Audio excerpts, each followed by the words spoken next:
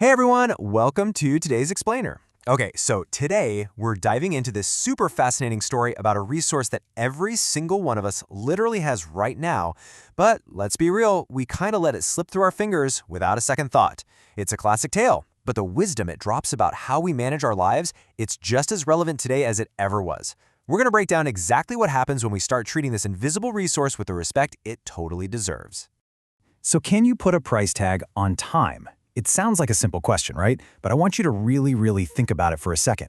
If you could literally pull out your wallet and buy an extra hour, an extra day, or even an extra year, what would the going market rate even be? This question is actually the core mystery of the fable we're exploring today, and I promise you, the answer is going to completely shift the way you look at a ticking clock. Part 1. A Father's Worry, the Lazy Son.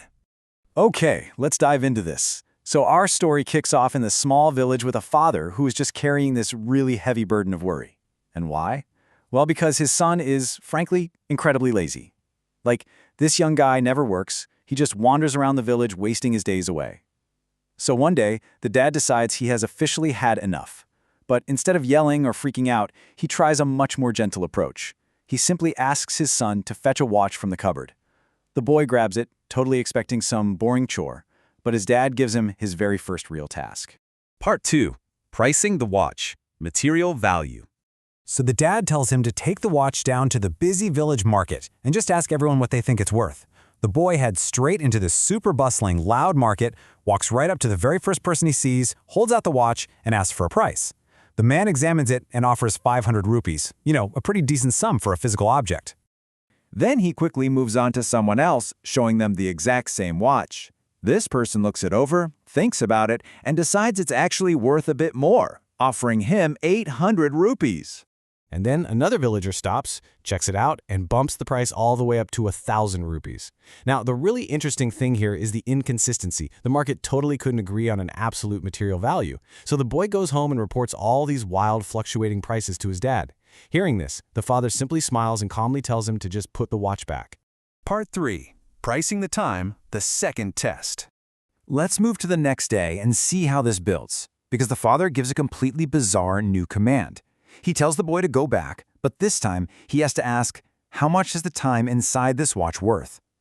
The boy is completely confused, but, he obeys. And you guys, the reaction is totally different today. People look at him like he's absolutely crazy. Some literally laugh right in his face. Others are super harsh, telling him to just go away and calling it a totally foolish question. The poor boy is left feeling completely embarrassed and rejected.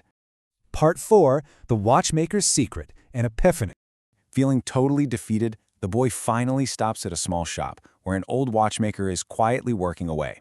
He asks the shopkeeper that exact same embarrassing question, but the old man doesn't laugh. He smiles, understands immediately, and delivers this absolutely incredible truth. He says, "Son, you cannot put a price on time. You can give millions of rupees, but you cannot buy back even 1 second of your life." Wow. Just let the profound weight of that sink in for a second. Millions of rupees cannot purchase a single second of the past. And this brilliantly illustrates the watchmaker's core philosophy about the dual nature of time.